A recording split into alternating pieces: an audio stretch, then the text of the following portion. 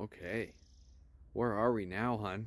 We're back home at Clive's Conundrum Garden, and the change is unbelievable. Like, I can't believe it's only been 2 weeks since we've been here. It's so outrageous. We're gonna divide this up into two parts, one about just the flowers and then one about the veggie garden.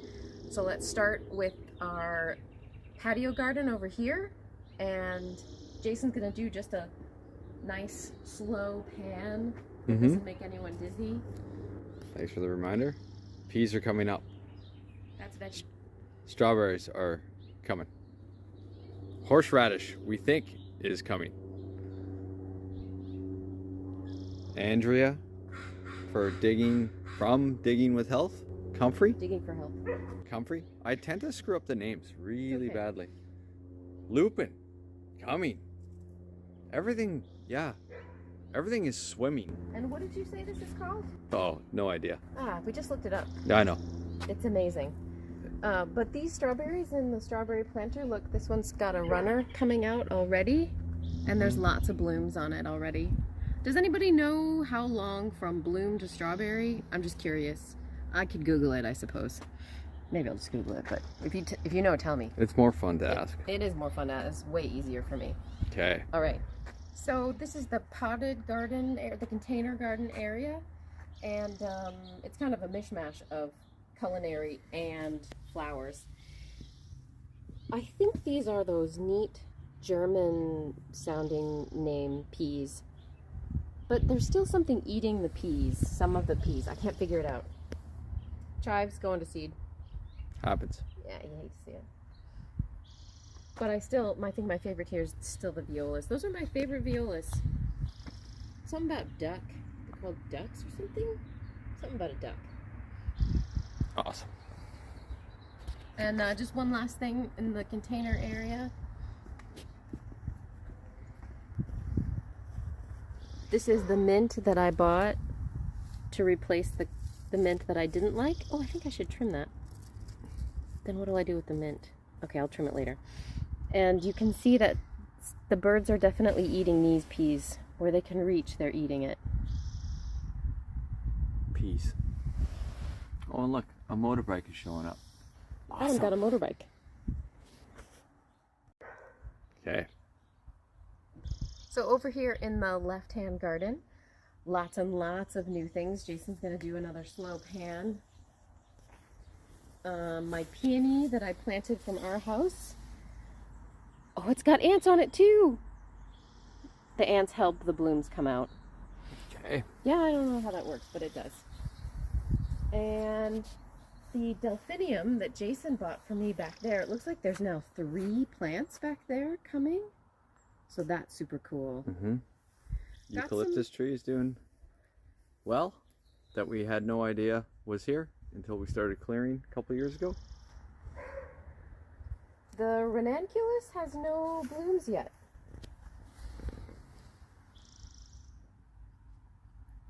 But the sunflowers are coming. So I planted a couple of sunflowers there. Mm-hmm. Mm-hmm. The Guerrero daisy. Mm-hmm. I think that's its second or third year there. Survived. Yeah. Another peony and the oriental poppy. That's the same kind of peony. They're called Bowl of Beauty, and you'll see why soon. I don't see any blooms here yet, but that plant's doing really well. Much bigger. I'm changing my mind. I don't know if these are all Pumpkins? that's the word. I think it might all be the flower borage. Oh, I think it is barrage. Yep. But the monk's hood is blooming. Mm-hmm. I can't see the sign from here. And the voodoos are almost starting to lily. Ooh, They are getting huge. Awesome plant. stinky. What do we call this garden? The Cubbyhole Garden? Because of the way we've pruned the forsythia, it kind of gives it a little cubbyhole area. Mm-hmm. The Japanese fern, oh, so great. And then what are these blue, purple things? I'm not sure. I knew the name at one point, but Okay. that's gonna bother me now the whole the whole time? Yep. Okay. This is the back garden. It's always a bit of a trouble because it gets so much shade. This is, for example, a peony. Same kind of peony as the other two that you just saw, but you can see how much greener it is, and it doesn't have as many flowers coming, even though it's been here longer than those other two. So I think that needs to be moved to where there's more sun.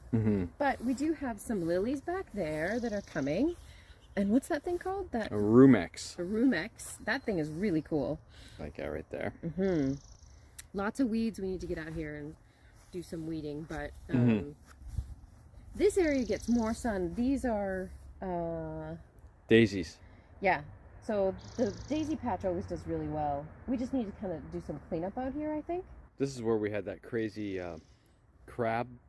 The crab spider. Crab spider. Yeah, really cool. Hopefully we can cut that in. We'll find it. And then the Wigelia. Yeah.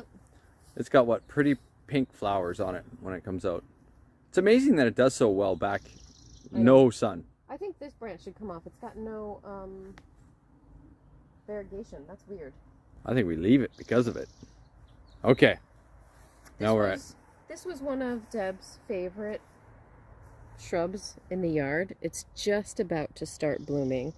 This is the viburnum. Viburnum. We're going to call it that. Yeah, we're going to call it that.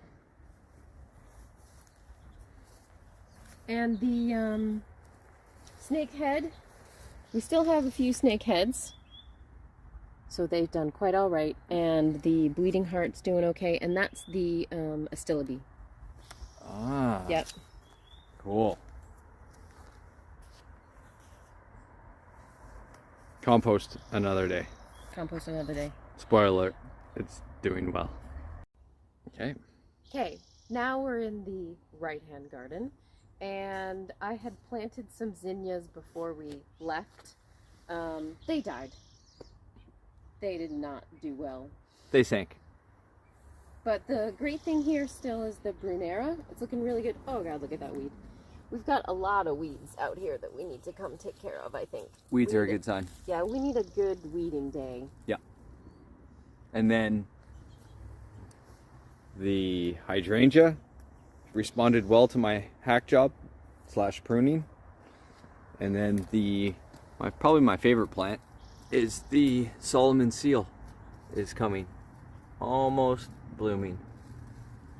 This started off with like two years ago, and it's obviously multiplying nicely. So yeah, super cool. So we're now in the Japanese maple bed. We need to talk about the Japanese maple because I don't think that it survived the heat dome from last year.